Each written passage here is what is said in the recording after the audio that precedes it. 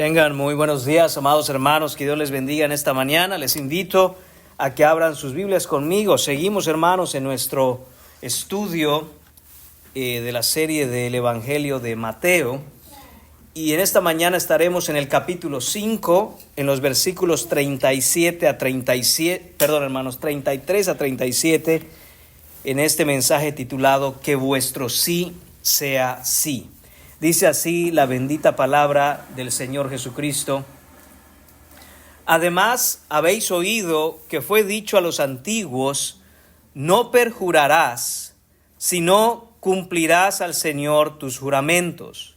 Pero yo os digo, no juréis en ninguna manera, ni por el cielo, porque es el trono de Dios, ni por la tierra, porque es el estrado de sus pies, ni por Jerusalén, porque es la ciudad del gran rey.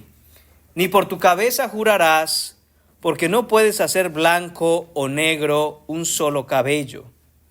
Pero sea vuestro hablar sí, sí, no, no, porque lo que es más de esto del mal procede.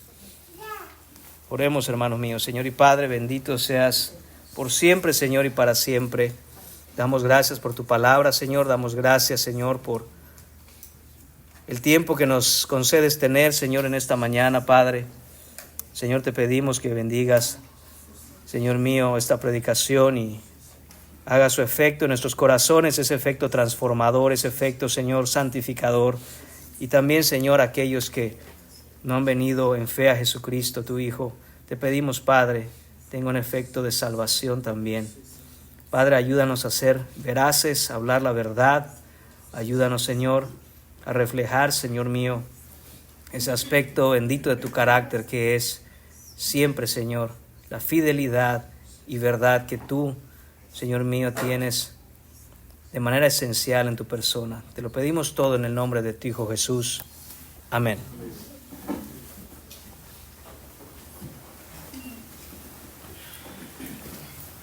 Nuestras palabras, hermanos míos, tienen poder porque forman nuestras relaciones con los demás, porque definen el carácter y reflejan lo que hay en el corazón, tal como lo dijo Jesús y que registra Lucas capítulo 6, versículo 45, cuando dijo, el hombre bueno, del buen tesoro de su corazón saca lo bueno, y el hombre malo, del mal tesoro de su corazón saca lo malo, porque de la abundancia del corazón habla la boca.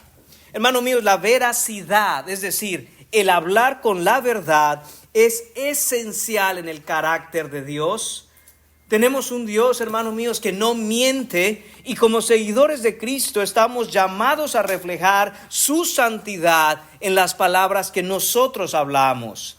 Debemos hablar la verdad siempre en un mundo que está lleno de falsedades. En la porción de la Escritura que estudiaremos, hermanos, en esta mañana, Jesús va a confrontar la corrupción de los juramentos de los fariseos, exponiendo cómo la gente había manipulado la ley de Dios para justificar el engaño y la hipocresía. En lugar de defender la santidad de la verdad, en lugar, hermanos míos, de mostrar el carácter santo de Dios que es verdad y fiel, los fariseos habían creado intrincadas reglas para hacer que sus palabras parecieran confiables, al mismo tiempo que les permitía la deshonestidad y la mentira. Las palabras de Jesús en este pasaje no se refieren, hermanos, simplemente a juramentos formales. Va más allá de eso. Él llama a sus discípulos a encarnar la integridad en todo lo que digan, en todo lo que hablen y en todo lo que hagan. Una veracidad, hermanos, que no requiere de garantías externas. Este pasaje, hermanos, penetra hasta el núcleo de nuestra vida diaria y desafía la forma en la que nosotros usamos el habla. ¿Cómo hablas, hermano mío? ¿Qué dicen tus palabras? ¿Eres veraz cuando hablas? ¿Hablas siempre con la verdad? Al explorar este texto veremos que el reino de Cristo, hermanos, requiere integridad absoluta. Nuestras palabras deben reflejar la verdad porque pertenecemos al Dios de la verdad. Ese es el punto que Jesús, hermanos míos, quiere dejar muy claro en estos versículos. Recordemos una vez más, Jesús está en el sermón del monte. Jesús está en este monte declarando como el Rey absoluto y soberano cómo viven las personas que están en su reino. Dividiremos, hermanos, este pasaje en 4 puntos. Veremos la escena corrupta en el versículo 33. Después pasaremos a ver la enseñanza radical en los versículos 34 a 36. Pasaremos después de eso, por la gracia de Dios, en el punto número 3, a ver la expectativa divina en el versículo 37. Y terminaremos con la esperanza eterna que está implícito en el pasaje. Así que, hermanos, sin mayor preámbulo, vayamos al texto. Dice el versículo 33, punto número 1 en esta mañana, la escena corrupta. Hermanos, este es el contexto de corrupción farisaica respecto al tema de los juramentos. Lo que vamos a ver aquí es la tradición rabínica de la hipocresía. Dice el versículo 33, además habéis oído que fue dicho a los antiguos, no perjurarás, sino cumplirás al Señor tus juramentos. En el Antiguo Testamento, hermanos, los juramentos se usaban para afirmar la veracidad de algo ante Dios. Esto aseguraba la rendición de cuentas en asuntos importantes. ¿A qué se refería un juramento en el Antiguo Testamento? Hermanos, dicho de manera sencilla es esto, es llamar y poner a Dios por testigo de que lo que yo estoy diciendo es la verdad. ¿Por qué, hermanos, se debía poner a Dios por testigo? ¿O por qué la gente ponía a Dios por testigo? Hermanos, por una sencilla razón. Porque aquel que es testigo de algo debe tener el suficiente poder moral para obligar o hacer cumplir tal juramento. Hoy en día hemos perdido completamente la idea, hermanos, de los juramentos, los votos, los pactos, las promesas, y mucho menos entendemos por qué es que hay testigos en un pacto. Muchas veces, hermanos, se nos ha llamado a ser testigos de algo. Muchas veces se nos ha pedido incluso afirmar que soy testigo de algún acontecimiento, sin entender ni siquiera cuál es tu función bíblica cuando eres testigo de una cosa. Lo que significa ser testigo de algo, hermanos, es que tenemos la obligación y poder moral para avalar que aquel que entra en ese juramento, en caso de no cumplirlo, yo estoy diciendo y dando mi palabra de que haré que esa persona cumpla. Hermanos, hoy en día uno ya que por protocolo dice soy testigo. ¿Por qué? Pues porque lo atestigué, porque lo vi. No, de eso se trata. Bíblicamente hablando, en los pactos que Dios pide que los hombres hagan, cuando hay un testigo, esa persona está diciendo, me comprometo delante de Dios a que si aquel no cumple, tengo el poder moral para hacerlo cumplir su promesa. Hermanos, es por eso que aquel que es el testigo último es el testigo todopoderoso que es Dios. Porque Dios es el único, a fin de cuentas, que tiene el poder de hacer cumplir todo lo que Él quiera. Sin embargo, hermanos, en la época de Jesús, los líderes religiosos habían convertido esta práctica en una herramienta para el engaño. Crearon un sistema en el que algunos juramentos eran de índole obligatoria, mientras que otros no. Lo que permitía a las personas parecer confiables, al mismo tiempo que tenían una vía de escape para sus compromisos, lo que ellos denominaban juramentos frívolos o evasivos. Imagínense, habían hecho una serie de reglas los fariseos que decían, bueno, si juras algo delante de Dios, tienes que cumplirlo. Pero si juras por alguna otra cosa menor que Dios, no necesariamente estás obligado a cumplirlo. Basta con que tengas la intención de cumplirlo. Pero si algo sucede y no puedes, no pasa nada. Hermanos, esto se había abusado de tal manera que ellos empezaban a jurar por cualquier otra cosa para mostrarse piadosos. Y es lo que vamos a ver en el texto más adelante. Juraban por el templo, juraban por el oro del templo, juraban por la tierra, por su vida, por su cabeza, por muchas otras cosas para decir, este hombre está siendo piadoso y quiere demostrar veracidad y fidelidad. Sin embargo, muchas veces se hacía eso con toda la intención de no cumplir el juramento y después decir, pero no te lo juré por Dios. ¿Recuerdas que cuando hice el juramento, yo no juré por Dios? El mandamiento dice que no debemos perjurar, pero cumplir al Señor los juramentos. Y yo nunca te juré por Dios. ¿Qué significa perjurar, hermanos? Perjurar significa jurar falsamente. Eso es un perjurio. Un perjurio es una promesa falsa. Y la enseñanza de los fariseos era esa. No perjurarás delante de Dios. Es decir, no harás promesas falsas delante de Dios. Y ellos tomaban la letra de la ley y decían, bueno, entonces lo que haremos es no jurar falsamente por Dios. Es lo que dice el mandamiento. No vamos a jurar por Dios. Pero entonces podemos jurar por otra cosa, porque Dios no nos ha dicho que no podemos jurar por otra cosa.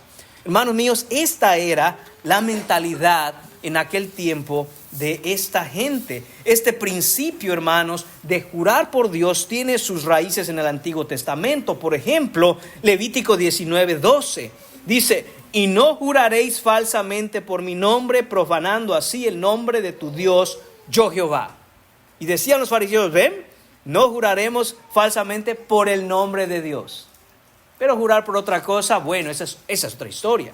Números 32 dice, cuando alguno hiciere voto a Jehová o hiciere juramento, ligando su alma con obligación, no quebrantará su palabra, hará conforme a todo lo que ha salido de su boca. ¿Qué decían los fariseos? Ven, ahí dice voto a Jehová. Pero podemos hacer votos por otras cosas y si no las podemos cumplir no pasa nada, porque no fue voto a Jehová. Deuteronomio 23:21 dice, cuando haces voto a Jehová tu Dios, no tardes en pagarlo, porque ciertamente lo demandará Jehová tu Dios de ti y sería pecado en ti. Pero lo que hubiere salido de tus labios lo guardarás y lo cumplirás conforme lo prometiste a Jehová tu Dios, pagando la ofrenda voluntaria que prometiste con tu boca. De nuevo, hermanos, los fariseos entendían eso y subrayaban, enfatizaban estos votos, estos juramentos, estas promesas y estos pactos. Hay que cumplirlos si los hacemos en el nombre de Dios. Pero si lo hacemos en nombre de alguna otra cosa, ¿qué? Bueno, ahí uno sí puede, bien. Si uno tiene la oportunidad de cumplir, qué bueno. Y si no, pues no estamos pecando porque no juramos en nombre de Dios. El mandato de Dios, hermanos, siempre ha sido el honrar los votos, las promesas, los contratos, los pactos. El pueblo de Dios debía conocer esto porque la santidad del nombre de Dios está ligada a la veracidad que su pueblo muestra. Hermanos, y sigue siendo exactamente lo mismo el día de hoy. Mucha gente hoy, incluso cristianos, y puede ser, hermano, hermana, que tú seas uno de ellos, dice, no, por Dios no juramos. Y siente en su corazón que porque no jura por Dios o nunca ha dicho, te lo juro por Dios, no está violando el mandamiento. Sin embargo, ¿qué hay de la veracidad con la que hablas en cualquier otra cosa? ¿Crees que por no jurar por Dios estás bien delante de Dios, pero mentir a otras personas, no cumplir tus promesas, no cumplir un contrato, no hacer que tu carácter sea un carácter veraz y honesto, te exime de no romper el mandamiento? Y que vas a poder llegar el día en el que te presentes delante de Dios a decir, pero yo nunca juré por tu nombre. No, pero eras tremendo mentiroso. Hermanos, recuerden, no es la letra de la ley, es el espíritu de la ley. Esta era, hermanos míos, la distorsión farisaica, el mal uso de los juramentos. Jurar por la creación, el cielo, la tierra, por Jerusalén. ¿Para qué? Para evitar rendir cuentas directamente a Dios. Los rabinos enseñaban que se podían conformar a la ley de Dios de manera externa, aunque nunca se conformaban de manera interna en sus corazones al mandamiento. El tercer mandamiento declara en Éxodo 27, no tomarás el nombre de Jehová tu Dios en vano. Entonces, ¿qué pensaba el fariseo? No mencionemos el nombre de Dios, porque no hay que tomarlo en vano. Y hermanos, ciertamente, muchos tienen la misma idea hoy en día en el 2025. Dicen, no debemos usar el nombre de Dios en vano, no lo debemos usar para cualquier cosa.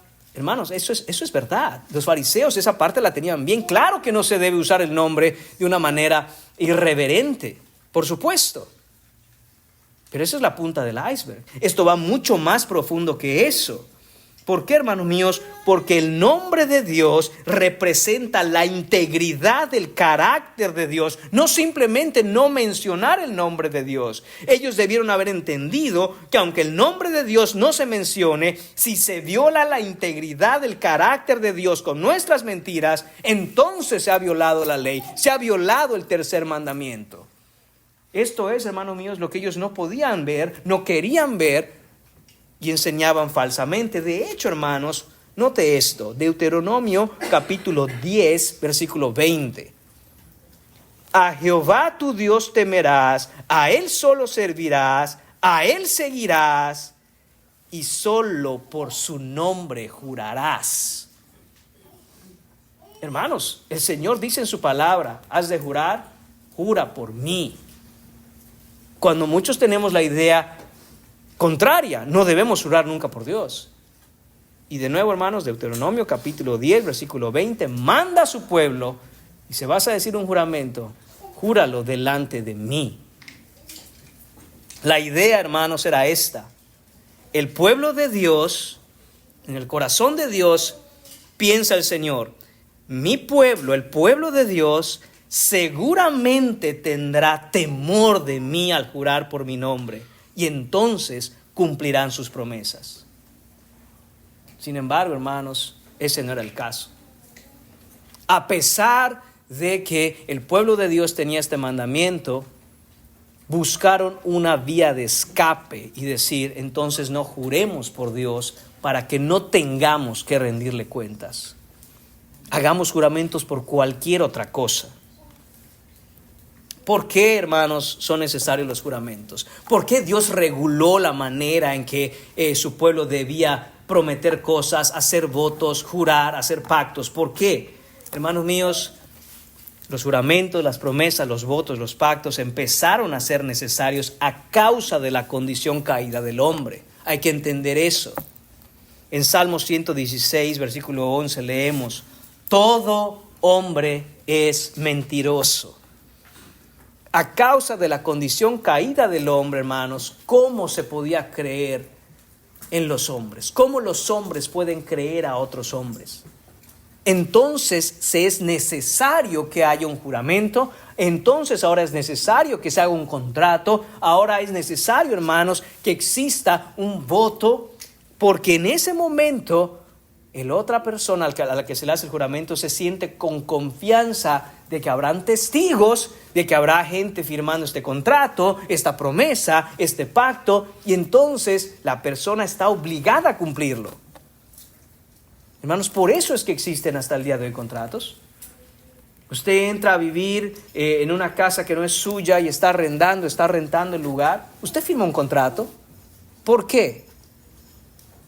Porque el dueño no confía en que el día que usted se tenga que salir, se va a salir. Porque el dueño no confía en que usted le va a cuidar la casa. Y si se la entrega toda despedazada. Entonces, hermanos, es necesario un contrato. Así, hermanos míos, eran necesarios entonces. El Señor establece esto. Entre ustedes van a tener que haber juramentos. Entre ustedes van a tener que haber votos. Van a tener que haber contratos, pactos, promesas. Porque si no, ¿cómo sabemos que cumplirán? Ya que, como leímos en Salmo 116, 11, todo hombre es mentiroso a causa del pecado. En el Antiguo Testamento, hermanos, esto es lo que regulaba Dios, esto es lo que enseñaba Dios, y por lo tanto, hermanos, se debía tener el entendimiento de que cuando uno habla, la gente que era el pueblo de Dios tenía la responsabilidad de mostrar el carácter fiel y veraz de su Dios. Pero los fariseos enseñaban otra cosa. En lugar de defender la verdad, alentaban la manipulación, el fraude, convirtiendo los juramentos en una herramienta para el engaño egoísta. Esta es la situación a la que Jesús se está refiriendo. Esto es lo que ocurría en ese tiempo con la enseñanza de los fariseos. Esa, hermanos míos, es la escena corrupta. Ese es el contexto en donde Jesús está diciendo esto. Punto número 2 en esta mañana. ¿Qué va a hacer Jesús? Enseñar lo que es correcto. La enseñanza radical, versículos 34 a 36. Esta es, hermanos, la reprensión que da Cristo ante esa situación que estaba ocurriendo en todo su pueblo, entre toda la gente que vivía y decía ser el pueblo de Dios. Jesús declara: pero yo os digo, recordemos, Jesús como el legislador soberano, Él tiene, hermanos míos, toda autoridad para declarar ahora no lo que han escuchado, no lo que los rabinos enseñan, no lo que han aprendido, sino lo que el Rey de Reyes y Señor de Señores manda entre su pueblo. Pero yo os digo, no juréis en ninguna manera ni por el cielo, porque es el trono de Dios, ni por la tierra, porque es el estrado de sus pies, ni por Jerusalén, porque es la ciudad del gran rey, ni por tu cabeza jurarás, porque no puedes hacer blanco o negro un solo cabello. Jesús, hermanos, rechaza tajantemente este mal uso de los juramentos y expone su perversidad y corrupción. Jesús no está prohibiendo, hermanos, los juramentos, las promesas y los votos indiscriminadamente, porque a veces esa es la manera en que entendemos este texto. Dice, no juréis en ninguna manera. ¿Ves? No hay que jurar, Jesús lo dijo. Hermanos, no terminemos de leer el texto y entendamos lo que ya hablamos en el punto número 1, el contexto. Cuando Jesús dice no juréis en ninguna manera, empieza a enlistar las formas en que en ese momento los fariseos enseñaban que se debía jurar. Y dice Jesús, en ninguna manera de esas en que les han enseñado los fariseos. No deben hacer eso, no deben ustedes estar jurando, prometiendo, haciendo contratos, entrando en pactos, cuando no tienen ninguna intención de cumplirla. Más bien están ustedes buscando la manera de escapar ante esa responsabilidad y solo lo hacen porque en el momento les es benéfico, les beneficia decir ustedes que están entrando en un pacto. Hermanos, eso pasa hasta el día de hoy. Hay personas que contratan a muy buenos abogados, y por buenos abogados, entiéndame, abogados que saben muy bien la ley y cómo torcerla para hacer un contrato que me beneficie. Y ellos dicen, pero no rompí la ley. No, pero con tus artimañas, con tus trucos, con la manera en que tuercen la ley, hermanos, pasa todo el tiempo. Pasa todo el tiempo en nuestro mundo. Usted quizá tendrá diferentes contratos, puede ser, por ejemplo, con la compañía de electricidad, con la compañía telefónica, con el banco, y de pronto le salen con una cosa y usted dice, un momento, pero ¿por qué me estás cobrando esto? ¿Leyó usted las letras chiquitas? Las leí todas, hasta las que están acá atrás, mire. Esas no las leí. Ahí se lo pusimos. Usted no lo leyó. Hermanos, esa es una trampa. Pero ellos se amparan ante la ley diciendo, bueno, pero nosotros estábamos, sí, pero con toda la intención para que el cliente no entendiera, para que el cliente lo tome por confuso, y entonces cuando se quieran aprovechar de uno lo hacen. Y es legítimo. Hermanos, eso es exactamente lo que enseñaban los fariseos. Busque la manera de cómo prometer, cómo entrar en un contrato, en un pacto, dar una promesa, pero que siempre usted tenga una vía de escape. Y Jesús dice, no, nunca juren de esa manera. Su punto es claro, hermanos míos. El cristiano, aquel que es hijo de Dios, aquel que vive en el reino, no debe vivir así, no tiene esa mentalidad. Y sabe que lo primero que debe de demostrar es el carácter honesto, fiel y veraz de Dios. No nos andamos, hermanos míos, los cristianos, no debemos los cristianos andarnos con promesas que son tramposas, contratos. Si usted es de alguna manera una persona en autoridad para poner en un contrato a alguien, quizá es un trabajador suyo, quizá tiene alguien en casa que le ayuda, sea honesto, sea veraz, sea justo. Porque eso es bueno delante de los ojos de Dios. No busque hacer como las empresas del mundo, como los jefes del mundo, como los abogados del mundo, que buscan la manera de torcer la ley para beneficiarse uno mismo y obviamente afectarle a usted. Hermanos, Jesús está exponiendo entonces el espíritu de la ley, de no usar los juramentos de manera casual, irreverente, de forma corrupta para evadir responsabilidades. Mire qué dice Hebreos capítulo 6, versículo 13.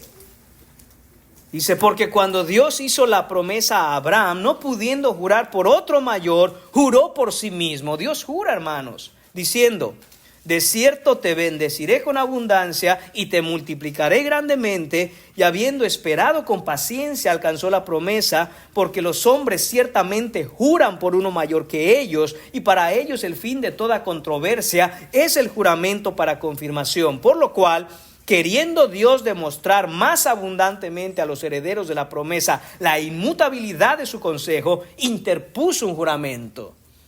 El Señor, hermanos míos, nos alienta a que confiemos en Él, a que todas las promesas que Él ha dicho las cumplirá. ¿Cómo? Estableciendo un juramento. ¿Por qué mencionamos este texto, hermanos? Por dos motivos. Al final le recordaré este texto, al final del sermón.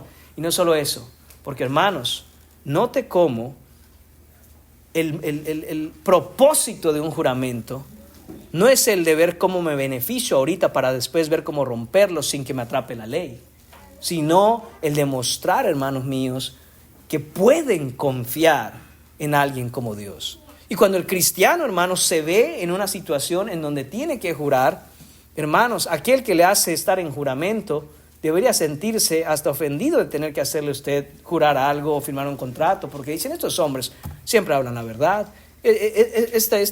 Los cristianos son conocidos por ser veraces. A veces uno dice, bueno, tendrá usted que firmarme, disculpe la ofensa, pero tiene que firmar el contrato. Y está bien, hermanos. Cuando uno está, por ejemplo, en una corte, le piden a usted que haga un juramento, dependiendo del país donde esté. En este país aún se usa la Biblia, pone usted la mano en la Biblia, la otra mano en el corazón y jura decir la verdad, toda la verdad y nada más que la verdad. Y no está mal eso, hermanos míos. Pero Jesús lo que nos está enseñando aquí es que los juramentos que se hacían como los hacían los fariseos están errados, hermanos. No debe ser. Los fariseos enseñaban, hermanos, entonces, que jurar por algo menor a Dios los eximía de su responsabilidad de no cumplir sus promesas. Y por eso Jesús dice, no, eso no es verdad. No jures ni por el cielo, ni por la tierra, ni por Jerusalén, ni por tu cabeza. Eso les enseñan los fariseos, no lo hagan, dice Jesús. Porque el hecho de que ustedes estén jurando por algo menor de Dios, ya sabemos a qué va. Para que después usted diga, pero no te lo juré por Dios. Y sin embargo, Jesús enseña aún más. Nos dice que no debemos jurar por el cielo. ¿Por qué? Porque es el trono de Dios, como nos dice Salmo 123:1. Esto, hermanos míos, nos muestra la suprema autoridad de Dios. No puedes jurar por el cielo, dice el Señor. Creen los fariseos y enseñan los fariseos que jurar por el cielo es jurar por algo menor que Dios. No tienen ni idea de lo que están hablando. Porque jurar por el cielo es jurar por el trono de nuestro Dios. Tampoco juren por la tierra. ¿Eso enseñan los fariseos? ¿Que pueden jurar por la tierra porque la tierra es algo menor que jurar por Dios? Les recuerdo esto, dice Jesús. La tierra es el estrado de los pies de nuestro Dios. Isaías 66:1. Y hermanos míos, eso demuestra su dominio universal. Oh, juremos entonces por Jerusalén. ¿Por Jerusalén? ¿Creen que jurar por Jerusalén es menor que jurar por Dios? Les recuerdo que Jerusalén es la ciudad del gran rey, lo que implica esa presencia de Dios con la humanidad en el pacto que hizo de que un día mandaría un Salvador a rescatarnos y vendría ese rey. ¿Y creen que jurar por Jerusalén es jurar menos? No, hermanos, esta reprensión la haría directamente Jesús a los fariseos. Recuerde que en el Sermón del Monte Jesús está hablando a sus discípulos. Sin embargo, en Mateo capítulo 23, versículos 16 a 22, Jesús los reprende a los fariseos directamente y les dice: ¡ay de vosotros, guías ciegos, que decís, si alguno jura por el templo, no es nada, pero si alguno jura por el oro del templo, es deudor! Esa era la enseñanza de los fariseos. ¿Por qué? Porque dice, jura por el templo, puedes hacerlo. El templo es menor que Dios. Por el oro del templo, no. ¿Por qué? Hermanos, porque no convenía a la casta sacerdotal en aquel momento de los fariseos que alguien jurara por el oro pensando que es menor, porque entonces no pagaría sus votos. Y entonces afecta la economía de los fariseos. Así que no, por el oro sí. Ese sí, jura, tienes que cumplir. Insensatos y ciegos, versículo 17. Porque, ¿cuál es mayor? ¿El oro o el templo que santifica el oro? También decís, si alguno jura por el altar, no es nada. Pero si alguno jura por la ofrenda que está sobre el altar, es deudor. Misma idea. Está bien, jura por el altar, y si puedes cumplir tu promesa, bien. Si no puedes, no pasa nada. ¿Por la ofrenda? No. ¿Por qué? Porque ahí afectaba los intereses de los fariseos. Dice, no, si juras por la ofrenda, ahí sí tienes que cumplir. Necios y ciegos. Porque ¿cuál es mayor, la ofrenda o el altar que santifica la ofrenda? Pues el que jura por el altar, jura por él y por todo lo que está sobre él. Y el que jura por el templo, jura por él y por el que lo habita. Y el que jura por el cielo, jura por el trono de Dios y por aquel que está sentado en él. Hermanos, el punto es el mismo.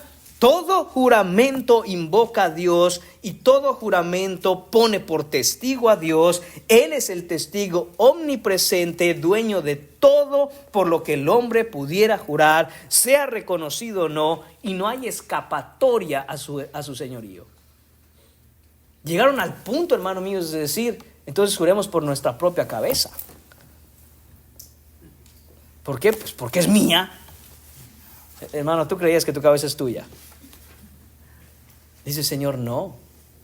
Los cabellos que están en tu cabeza, hermanos, tengas muchos o tengas pocos, o no tengas ninguno, del color que los tengas, no son tuyos, son de Dios. Y eso es lo que dice el Señor. No jures ni por tu cabeza, porque ni un cabello tuyo lo puedes hacer blanco o negro. El punto es, hasta la cana más pequeña que tienes es del Señor. Y tú no puedes decir, te lo juro por un cabello mío, porque en la mente de los fariseos eso sería, claro que un cabello es mucho menos que el Dios Todopoderoso. Sí, pero lo que Jesús está diciendo, sí, pero todo pertenece a Él. Tú no puedes jurar y poner por garantía algo que no es tuyo. Imagínense la insensatez de un hombre que quiere entrar en un contrato, firma un contrato y le piden una garantía y le dicen, voy a poner de garantía la casa de aquel. Dice, pero esa no es suya. No, pero yo la quiero poner. Dice, eso no se puede. Uno solo puede poner por garantía aquello que es de usted. Hermanos, pero Jesús nos enseña aquí, el problema con los juramentos es que nada es suyo. Todo es de Dios. Y cada juramento, promesa, pacto, voto que hace, está poniendo a Dios de testigo. Así sea un cabello suyo, va a decir Dios, ¿y quién te dijo a ti que pongas ese cabello como garantía? Que es mío. Pones ese cabello como garantía, me involucra a mí. Entonces, esa es la enseñanza radical de Jesús, hermanos. Cuando decimos una promesa, cuando hablamos, debemos hablar con verdad. Cuando decimos alguna afirmación, hermanos, estamos poniendo el carácter de Dios en juego. Cuando hacemos un pacto, cuando hacemos, hermanos míos, cuando firmamos un contrato, todo ese tipo de cosas en donde nosotros juramos que haremos algo, sea que nos guste o no, sea que lo entendamos o no, sea que somos conscientes o no, sea que lo reconozcamos o no, estamos poniendo a Dios por testigo de lo que hacemos. La vida del creyente, hermanos, es completamente de Dios. Nada de él debe ser usado como garantía para el engaño. Lo que Jesús condena es eso, el engaño que hace necesarios los juramentos farisaicos. Por eso Jesús dice, no jures en ninguna manera, en el contexto, como ellos hacen. No hagas eso. No quiere decir, hermanos, que este no es universal, ya lo hemos dicho, la corte, a veces uno tiene que jurar. Las bodas, hermanos, cuando alguien va a una boda, está haciendo votos, juramentos y pactos delante de Dios. Y los testigos que están ahí, delante de Dios están diciendo, Señor, úsame a mí, para que en el momento en que, si estas dos personas, esta pareja que se está casando, en alguna situación no estén cumpliendo o quieran romper el juramento, el contrato y el voto, Yo estoy de testigo, yo he firmado de que, Señor, úsame para ir y buscar reconciliación y buscar que estas personas no rompan el pacto, porque de eso se trata el ser testigo. Hermanos, ciertamente a veces los pactos, los votos, los juramentos, los contratos son necesarios. El cristiano debe hacerlos, hermano mío, de manera veraz. Hermanos, confiamos entonces en las palabras que decimos como veraces. Confiamos en promesas, hermanos míos. Decimos promesas, mejor dicho, y las cumplimos. Se puede decir que cuando hablamos como cristianos se nos escucha y dicen, lo que dice eso hace. Si lo prometió, lo va a hacer. Si te dijo así, así será, porque es una persona confiable, es una persona que cumple su palabra, es una persona de palabra. ¿Cómo somos como cristianos? ¿Compartimos la veracidad siendo honestos solo en algunos entornos o estamos dispuestos, hermanos míos, a hacerlo siempre? Esa es la realidad, hermanos. A veces tenemos toda la intención, pero cuando vemos que la situación se torna en nuestra contra, somos tentados entonces a romper lo que hemos dicho. El cristiano no debe ser así. Un corazón que pertenece a Cristo debe estar totalmente comprometido con la verdad.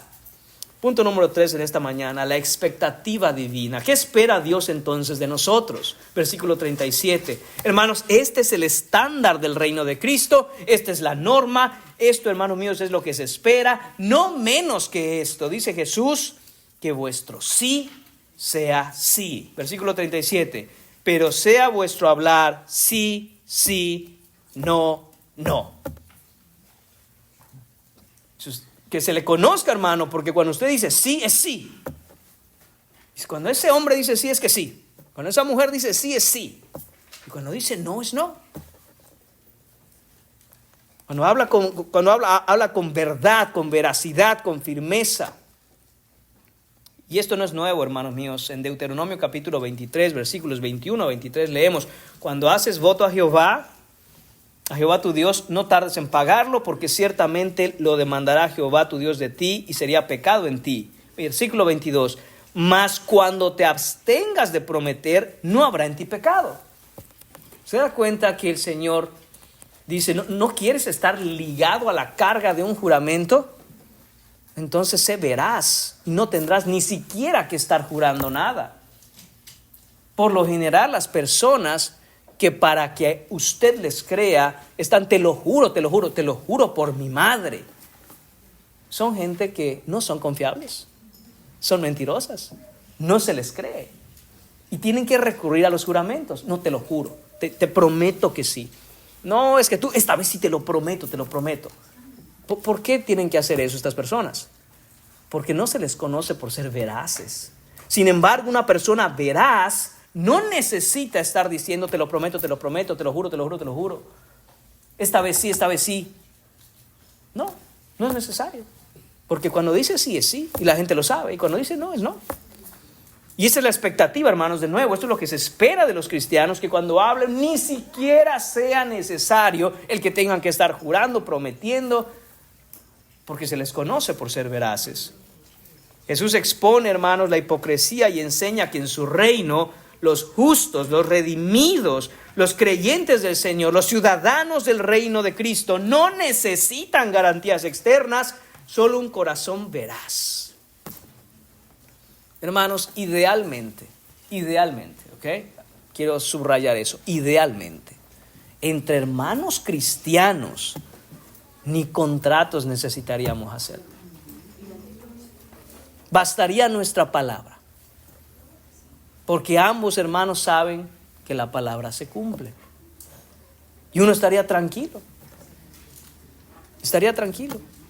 Entre hermanos cristianos, hermanos, no necesitaríamos estarnos jurando cosas o prometiéndonos cosas para tratar de crear en el otro hermano, en la otra hermana, un sentimiento de confianza. No, debería ser que nuestro carácter es así. Y como nuestro carácter es así, no habría problema con decir, no, tranquilos, que es el hermano, es la hermana, no hay necesidad de ese tipo de cosas. Lamentablemente, hermanos, en nuestros días no podemos decir eso. No podemos decir eso. Usted quiere usar uno de los salones de esta iglesia Hay un contrato. ¿Por qué? A saber qué van a hacer con ese salón. Imagínese. Y sí es cierto, alguien puede decir, hermano, pero también es cierto que los salones no siempre son usados por cristianos. A veces hay eventos que utilizan inconversos también. Es cierto, eso es cierto. Sin embargo, hermanos míos, la realidad es que para vergüenza de la iglesia, y no hablo solo de nuestra iglesia, sino de la iglesia en general, los cristianos, el mundo evangélico de hoy, muchas veces no se nos identifica como gente veraz, honesta, sino que se nos conoce en el trabajo y dicen, mira el cristiano, lo mismo que el inconverso. No debe ser así. La expectativa divina, lo que el Señor demanda de aquellos que viven en su reino, es que se les conozca porque su sí es sí, su no es no, son personas honestas y veraces, sin dobleces, sin trampas, sin contratos engañosos, sin nada de esas cosas. Esa debería ser una cosa que nos identifique allá afuera en el mundo. Dice el texto, porque lo que es más de esto, del mal procede. Mire lo que está diciendo Cristo. Más del sí, sí, no, no, hermanos, del mal procede. Esa palabra del mal también puede ser traducida, y otras versiones traducen esto como del maligno procede. Ambos casos los admite el texto original. Hay traducciones, repito, que dicen del mal procede, como Reina Valera. Otras dicen del maligno procede. Todo lo que vaya más allá de la simple verdad, hermanos, decir la verdad y ser honesto, decir sí, sí, no, no, dice Jesús, tiene su origen en el corazón del maligno. Esto comenzó, hermanos, en el jardín del Edén. Esto comenzó, hermanos míos, cuando entró el pecado al mundo. Génesis 3, 11 al 13, vemos aquí en el versículo 11, ya que han comido del fruto que el Señor le dijo a Adán y Eva no comieran. Mire qué pregunta hace Dios, y vamos a ver cómo responde Adán. Dice Dios, Adán, ¿has comido del árbol del que yo te mandé no comieses? A la luz de la enseñanza de la expectativa divina en este versículo 37, hermanos, ¿cuál debió haber sido la respuesta de Adán? Sí, Señor. Sí. Ya está. Sí, Señor, me dijiste que no comiera, comí. ¿Has comido, Adán? Sí. Pero no es lo que responde Adán. Y el hombre respondió, la mujer que me diste por compañera me dio del árbol y yo comí. No te pregunté eso. Yo no te pregunté quién te dio de comer. Yo no te pregunté qué hizo la mujer. Yo no te pregunté, oye, ¿cómo es que se te ocurrió comer? Te dije que si comiste. Es una pregunta, sí o no. Pero ¿por qué responde así Adán, hermanos? Porque ya entró el pecado en él. Y hermanos, esa condición de Adán la tenemos hasta el día de hoy. Note usted, pregúntele a un niño, ¿esto sí o no? Y no son capaces de decir sí, no. Sí, pero ¿quién te preguntó todo eso? Hermano, y no solo los niños. Nosotros mismos como adultos muchas veces se nos pregunta cosas, se nos interroga cosas, y en vez de decir sí o no, como vemos que nos va a afectar la respuesta sincera, directa, clara y honesta del sí o del no, le ponemos el bendito pero. Sí, pero déjame explicarte. No es así nada más. Lo que pasa es que... ¿Por qué tenemos esa naturaleza? Hermanos, porque estamos buscando siempre ante nuestro pecado nuestra autojustificación. No queremos simplemente admitir, oye, ¿tú rompiste eso de allá? Sí. Fui yo. ¿Qué pasó? Entonces explica, te están preguntando. Oye, ¿tú rompiste eso ya? Sí, pero mira, espérate. Es que yo no quería romperlo porque lo que pasa es que quieres autojustificarte ante tu pecado. Dice el Señor, eso no debe ser así entre cristianos. Nunca debe usted buscar su autojustificación porque no la va a encontrar nunca. Usted no se puede justificar, sea mejor honesto. Hermanos, todos los adultos aquí debemos aprender eso. Jóvenes, todos los jóvenes aquí tienen que aprender esto. Y niños, cuando pasa algo en casa y sus padres pregunten, esto fue así, fuiste tú, y aún si eres culpable, sé honesto y di, sí, perdón, yo fui. No, pero es que lo que pasa es que él me empujó porque no. nada de eso se te está preguntando. Se te está preguntando sí o no. Y si es sí, pues es sí. Y si es no, pues es no. Oye, ¿sacaste la basura como se te pidió? No. Lo hago de inmediato. No, pero lo que pasa es que en ese momento yo estaba haciendo tal cosa. Hermano, es muy común. Y es tan común que lo vemos natural y normal. Pero la expectativa que Dios pide de nosotros es que no seamos así. Es un mal vicio, es un mal hábito, es un pecado. Hermanos, y no estoy aquí para señalar dedos. Es tan normalizado que yo lo encuentro en mí mismo. Y digo, Señor, perdóname. ¿Por qué no solo respondo sí, ya está? Y no, cuando es no, y ya estuvo. Y ya si después me dicen, a ver, ¿qué fue? Entonces se me está preguntando, por eso respondo. Entonces, hermanos míos, esta es la condición que tenemos. Y esto viene del pecado, esto viene del maligno.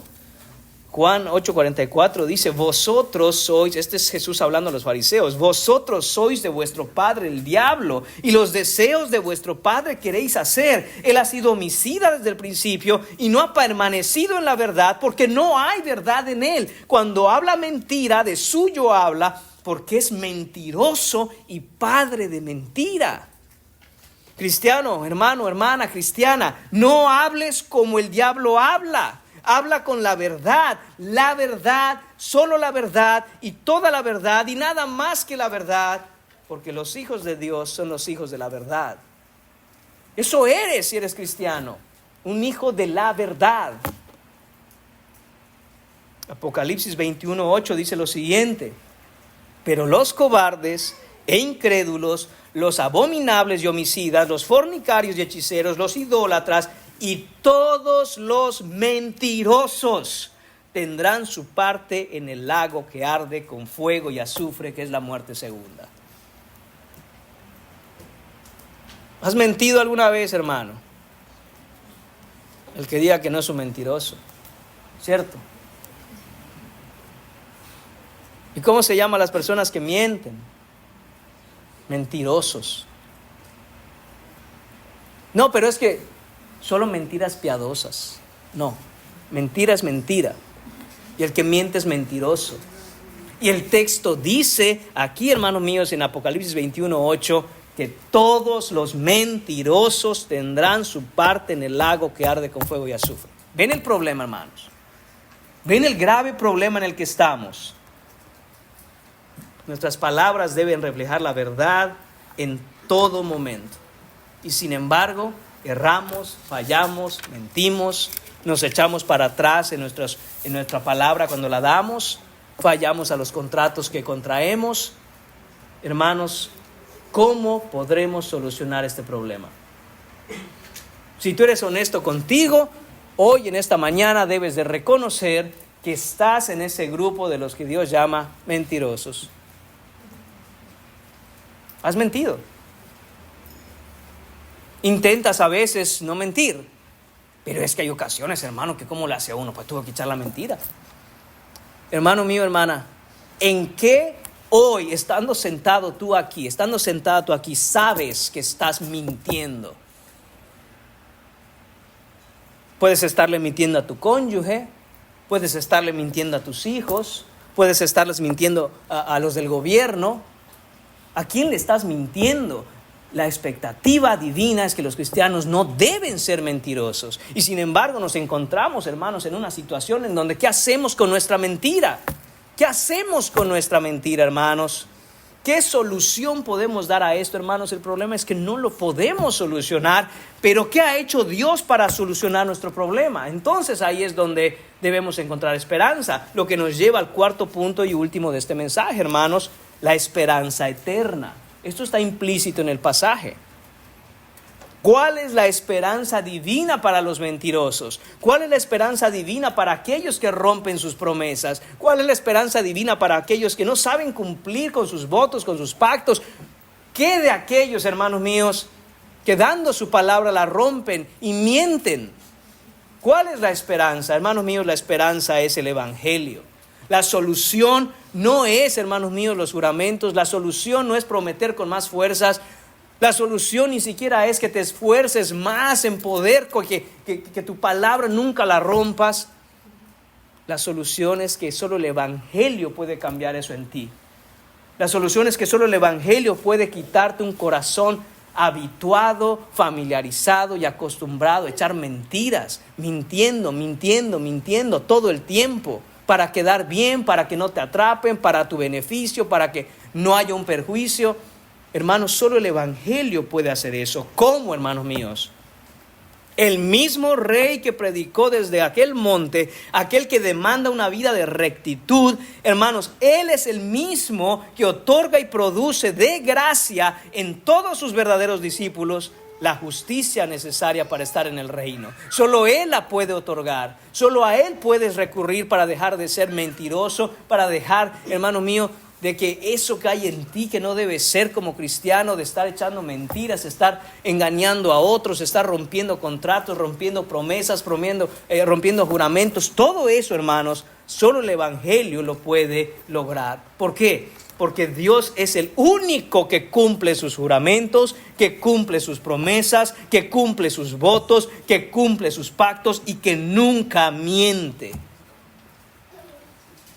Déjenme mostrarles, hermanos míos, cómo este texto que parece tan superficial, que parecería que solo estamos hablando de que, no debemos jurar. Muchos así probablemente tenían la idea y lo tomaban antes de entrar de lleno en el texto.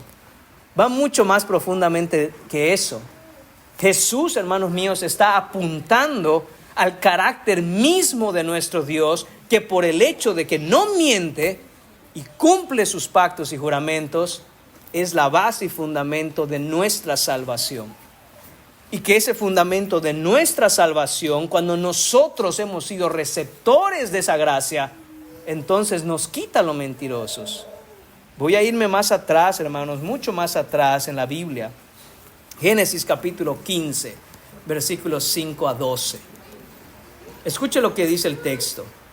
Esta fue, hermanos míos, el juramento, la promesa, el pacto que hizo Dios con Abraham. Dice que el Señor llevó fuera a Abraham y le dijo: mira ahora los cielos y cuenta las estrellas si las puedes contar. Y le dijo: así será tu descendencia. Y creyó a Jehová y le fue contado por justicia. Al principio de la predicación hablábamos de las promesas que había jurado Dios a Abraham y que Hebreos nos decía, Él juró, Dios juró que traería nuestra salvación. Aquí en Génesis, hermanos, estamos viendo esa promesa. Aquí en Génesis. Y presta atención, hermano, porque quiero llevarlo a mirar el Evangelio en aquella promesa hecha por Dios en aquel día. Y le dijo: yo soy Jehová que te saqué de Ur de los Caldeos para darte a heredar esta tierra. Y él respondió: Señor Jehová, ¿en qué conoceré que la he de heredar?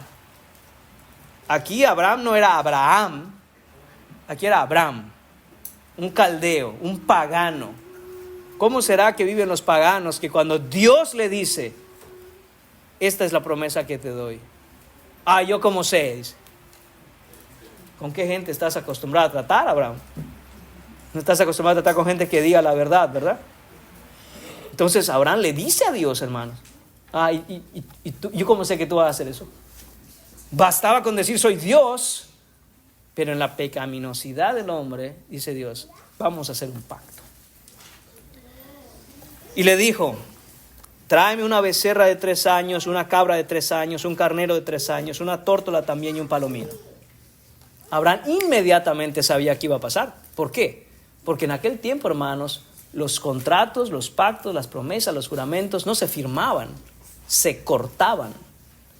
Era la costumbre que se trajera un animal o varios animales, y en el caso de un juramento, por ejemplo, en una boda, en donde hay un pacto y un juramento, hay votos que se hacen para que las personas entrando en ese juramento estuvieran obligadas a cumplirlas.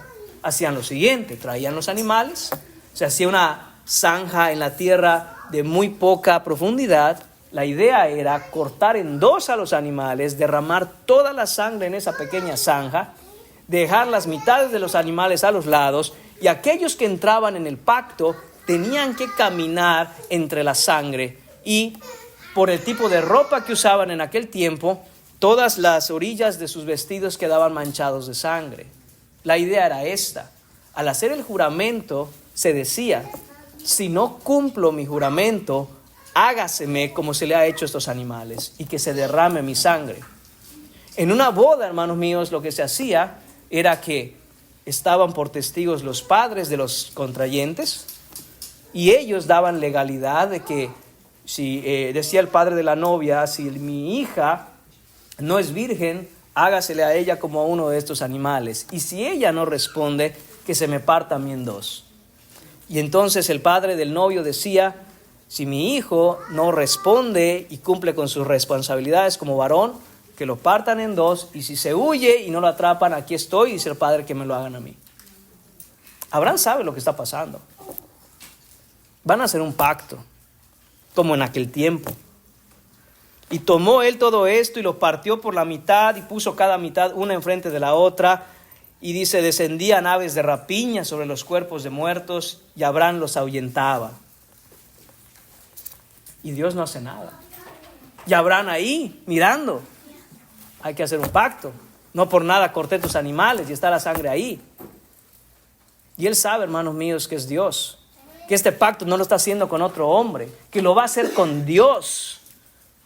Hermanos, no nos dice el texto cuánto tiempo pasó, pero dice a la caída del sol, implicando que fueran bastantes horas, y Abraham pensando, y Abraham pensando, y Abraham pensando. A la caída del sol sobrecogió el sueño a Abraham, y he aquí que el temor de una grande oscuridad cayó sobre él. El alma de Abraham, hermanos, estaba completamente aterrada. Voy a hacer un pacto con Dios, ¿y cómo voy a hacer para cumplirlo? ¿Cuáles serán las condiciones del pacto, hermanos? En Génesis 17:1, Dios se lo dice a Abraham. Le dice el texto, era Abraham de edad de 99 años cuando le apareció Jehová y le dijo, yo soy el Dios Todopoderoso. Esta es la condición. Anda delante de mí y sé perfecto. Hermanos, con razón Abraham tenía el alma completamente afligida. Estoy entrando en un pacto con Dios y me van a hacer así si yo no cumplo mi palabra. Y el pacto es este, que tengo que andar delante de Él y ser perfecto. Wow, hermanos. Dice Abraham, yo no voy a pasar por allá. Yo paso por allá y a la primera me parten en dos por el Señor. ¿Y qué sucedió? Sucedió que puesto ya el sol y ya oscurecido, entonces, ahora no se mueve, hermanos, no lo culpo, se veía un horno humeando y una antorcha de fuego que pasaba por entre los animales divididos. Y en aquel día así hizo Jehová un pacto con Abraham.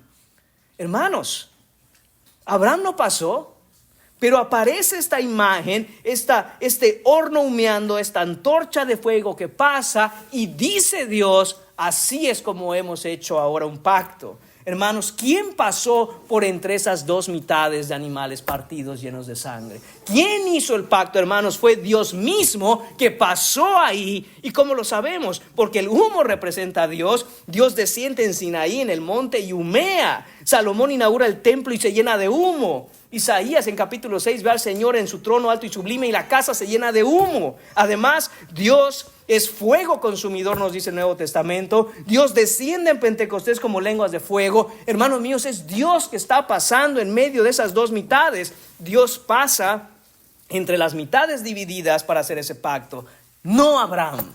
Y sin embargo Dios le dice, he hecho un pacto contigo, Abraham. ¿Quién pasó entonces, hermanos? Nuestro Dios Trino. Pasó entre esas dos mitades nuestro Dios Trino para hacer un pacto con Abraham y con su descendencia.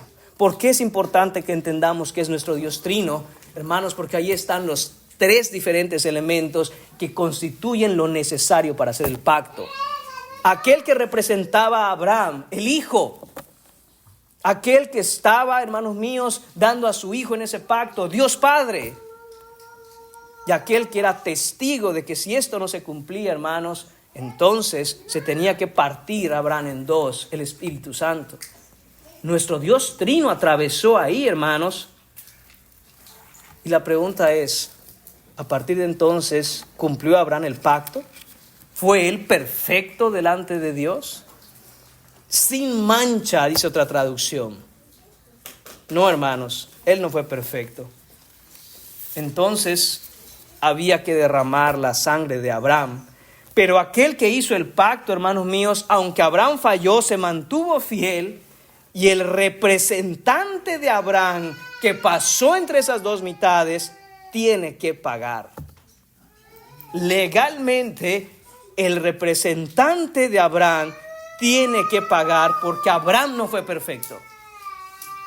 En el cumplimiento de los tiempos, hermanos, ese representante, el Hijo, Jesús, nacido de mujer y nacido bajo la ley, anduvo delante de Dios cumpliendo la ley y fue perfecto como Dios lo demandó, garantizando así las promesas hechas a Abraham y a su descendencia. Pero como Abraham no cumplió, ese mismo Jesús fue muerto en la cruz y fue derramada su sangre, fue partido en dos, le hicieron lo que debe hacerse a un mentiroso, incumplidor, engañador del pacto, que no cumple sus promesas. Ese es el evangelio que nos ha salvado, hermanos. Ese es el evangelio que hace que aunque tú has mentido, que aunque tú no cumples la ley, que aunque tú eres engañador, que aunque tú no cumples tus promesas, que aunque tú te echas para atrás en tu palabra, Dios nos diga, ven a mí, hijo. Porque otro, el representante, pagó el precio. Ese es el evangelio que nos ha dado perdón, hermanos. Este es el evangelio que Dios ha perdonado nuestro pecado en Cristo. Él fue a la cruz, hermanos, por mentirosos como tú y como yo, y ha garantizado nuestra salvación a causa no de nuestra fidelidad, sino a causa de su fidelidad, su veracidad, su honestidad, su perfección. Es porque Él es perfecto y santo que nosotros podemos ser salvos, no porque nosotros lo seamos. Hermanos, y ese es el corazón del evangelio. Cristo es la roca de nuestra salvación. No depende de ti, no depende de mí, no depende de tus obras, no depende de las mías, sino de la obra de redención de Cristo, que cuando prometió, cumplió. Cuando Él prometió, Él cumplió. Hermanos, y a pesar de que anduvo perfecto, cuando se le demandó el incumplimiento de aquel que representó, Él nos echó atrás y dijo, pero yo no hice nada, pero fue Él. Y hermanos, así es como Jesús, a diferencia de Adán que culpó a su esposa y dijo, la mujer que me diste, Él no dijo, mi iglesia ha pecado. Dijo, crucifíquenme a mí, aunque mi iglesia ha pecado. Ahí es donde, hermanos míos, la simiente de la promesa, que es Cristo, pagó por Abraham y por su descendencia para recibir las promesas y concederlas a Abraham y a su descendencia. Esa es la solución, hermanos, a nuestra mentira. Esa es la única solución a tu estado pecaminoso, a tu estado de condenación, a tu estado como incumplidor del pacto. Por lo que te digo en esta mañana, si tú estás en Cristo, mira a tu Señor y ámalo, sírvele, venéralo, adóralo, síguelo. Si tú no estás en Cristo, escúchame bien, cree en Cristo, cree en el Evangelio y no te pierdas. Un pacto hecho por Dios no se puede disolver, y el pacto hecho por Dios con Abraham no se disuelve simple y sencillamente porque tú no creas en Él.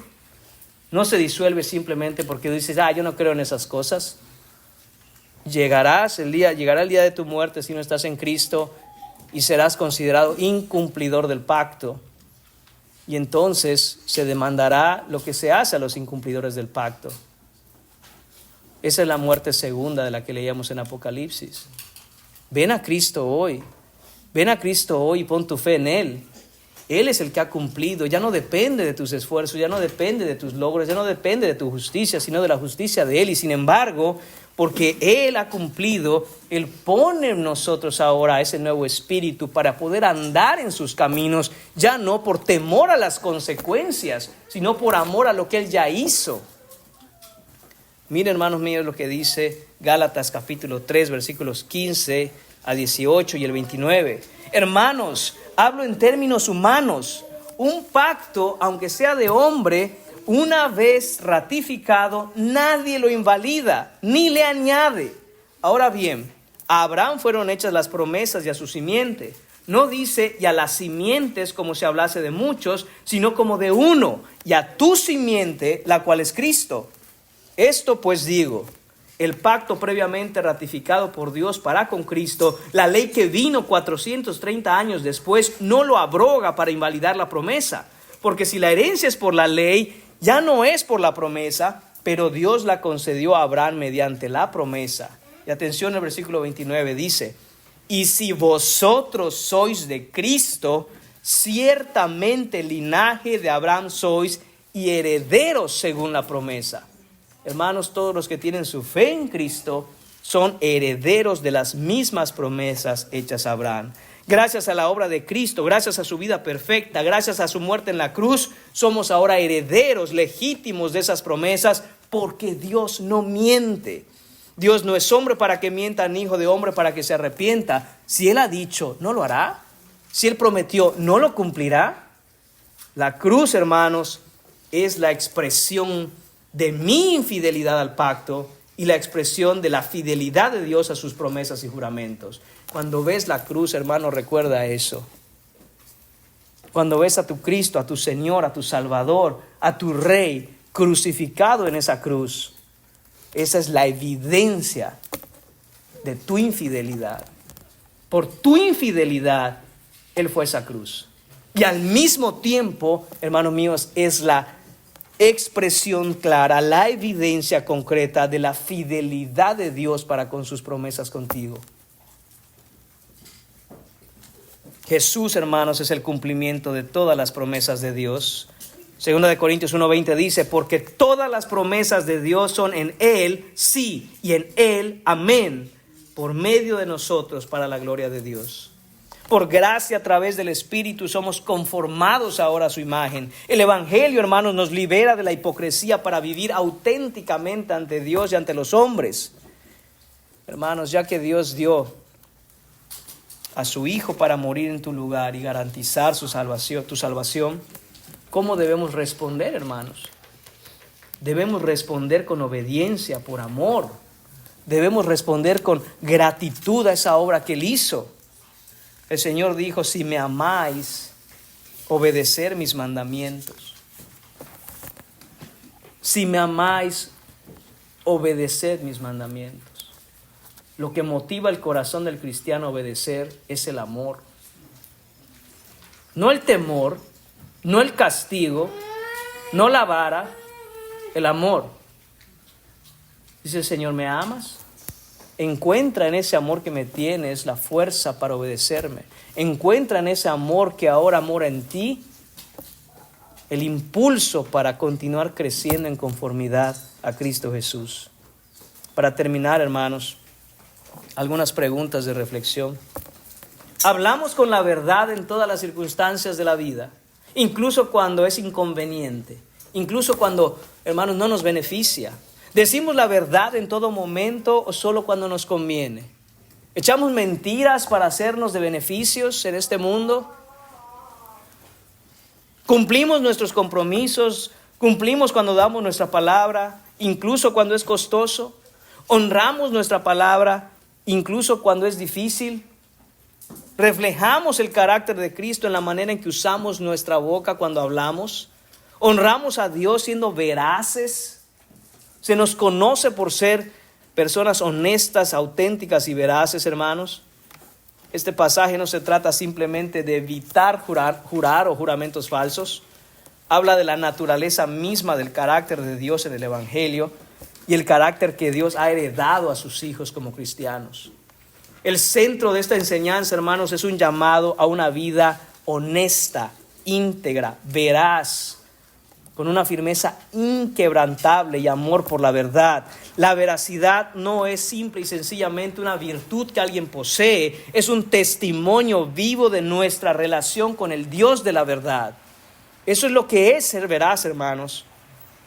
En este mundo lleno de deshonestidad, que el pueblo de Dios sea conocido por su sinceridad, su confiabilidad y su compromiso inquebrantable con ser honestos, con ser veraces. En última instancia, hermanos, aquellos que son transformados por Cristo desarrollan un carácter el cual ya no necesita más de juramentos para demostrar su sinceridad, porque caminan en integridad. Una vida veraz es el testimonio del Evangelio mismo. Hermanos, que Dios nos dé la gracia y nos transforme para poder vivir de esa manera, y que ese testimonio de veracidad de nosotros y de honestidad señale a los demás aquel que es el camino, la verdad y la vida. Oremos, hermanos. Señor y Padre, te damos gracias una vez más, Señor, por tu infinita misericordia, Señor. Damos gracias, Señor, porque eres un Dios que nunca miente, jamás ha mentido, jamás mentirá. Señor Padre, eres fiel para cumplir tus promesas, eres fiel para cumplir tus pactos. Perdónanos, Señor, porque te fallamos y nosotros somos infieles. A duras penas, Señor, nos esforzamos por cumplir nuestros pactos, nuestras promesas y votos a los hombres.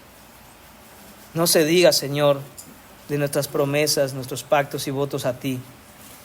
Señor, pero pedimos por la obra de Jesús en la cruz, que nos infundas la gracia, la fuerza, el aliento. Que arda, Señor, ese amor que nosotros hemos expresado por ti, de tal manera que ese fuego impulse, Señor, a que vivamos vidas de veracidad, Señor, para con los demás. Te pedimos todas estas cosas en el nombre de tu Hijo Jesús. Amén.